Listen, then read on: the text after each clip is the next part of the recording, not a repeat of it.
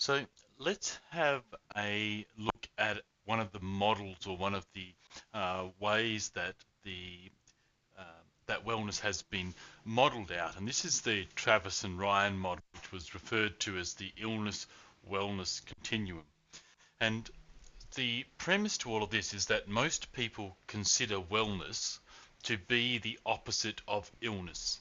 So we addressed this back in session one. We said, people often go, I'm either ill or I'm well. So this is the consideration that illness and wellness are opposites. And that's not necessarily true. And in the early 70s, John Travis developed a model known as the illness wellness continuum, which actually posits or suggests that there are various increments of wellness, just as there are various increments of illness. And the overarching principle as to whether somebody is going to progress towards wellness or not is whether they are orientated towards wellness or illness.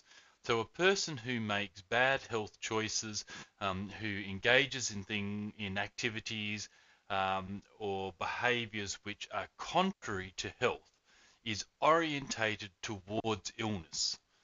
And a person who may well have a condition that's affecting their health, but is active and vital and eats a good diet and is socially engaged, they're orientated towards wellness.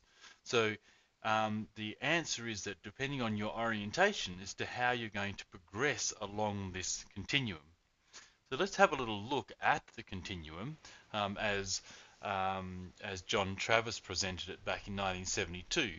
And so what we see here is the major arrow. To the left we have premature death, and to the right we have high-level wellness.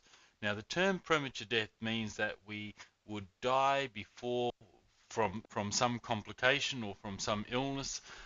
We would die prematurely before our biological time of death was to come about. So obviously we always need to keep in mind that orientation towards high-level wellness doesn't give us, and the ability to defeat dying. We're all, that's not what we're aiming to do.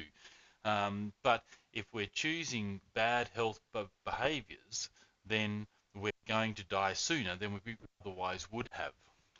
And so from that end of the scale, we can see there's the treatment paradigm. And so the treatment paradigm is what we do to treat illness and disease, or things that are affecting us. So if we've got arthritis, we take anti-inflammatories. If we've got high blood pressure, we'll take antihypertensives.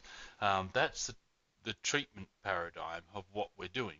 It can also mean if we're doing treatment specific for non-medicinal things. So if a person is overweight, we prescribe them an exercise plan, okay, to bring their weight down.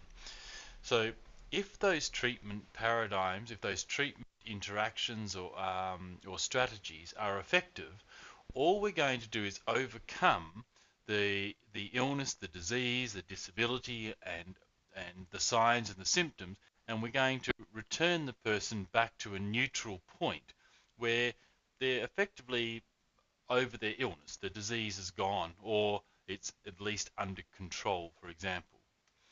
But that doesn't necessarily mean that they're well.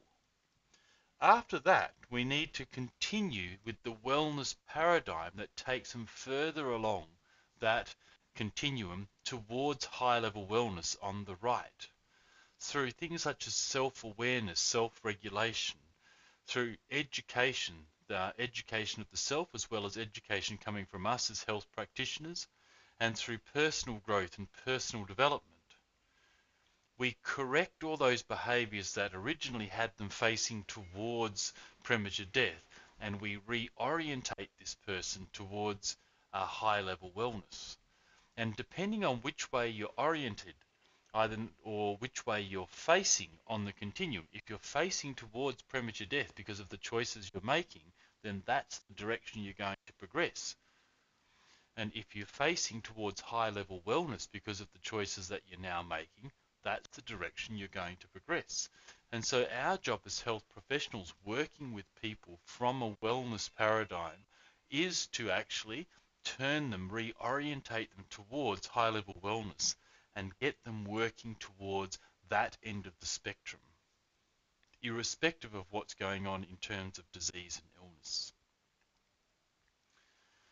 So the illness wellness continuum, or is also being referred to as the health continuum. So we see the health continuum as the rod on the left there, where at one end we have death and at the other end we have optimal health. And so that's basically telling us that disease or illness can have different um, different levels. It's incremental. So the thing with that model is that you're either in optimal health or you're in illness. That's all there is. There's no other option. But when you're in illness, you could be in normal illness, or you could be in serious illness, or you could be in life-threatening illness, or you could be dead. Or the only alternative is optimal health. Whereas the wellness continuum turns around and says, well, actually, there are also incremental levels of wellness that the person has to work through progressively over time. And in some ways, that was addressed, I suppose, through Maslow's concept of self-actualization, whereas we need to meet the physiological needs of food and water and shelter and clothing. We need to meet other primal or basic needs such as safety and security. We need to have social belonging, and we need to have love in our life and a sense of connection with others. We need to feel to some degree good about ourselves. We need to have confidence and have self-esteem, and these things are unique to us as the individual. And then we will achieve, as we progress up the pyramid, to self-actualization. And this is where we have certain morals that we live by. We have creativity that influences our life. There's a spontaneity to who we are. We're accepting of all people, and they are accepting of us. We have experience, we have purpose, we have meaning, and we have accomplishment, and all of that feeds into self-actualization. And so the Maslow's concept of self-actualization is kind of the cap that would go on to the optimal health part of the health continuum, that would enable the health continuum to then have incremental degrees of optimal health and well-being. And we then collapse all of that into these wellness models. And in the next part of this session, we're going to start to have a look at a few of those wellness models.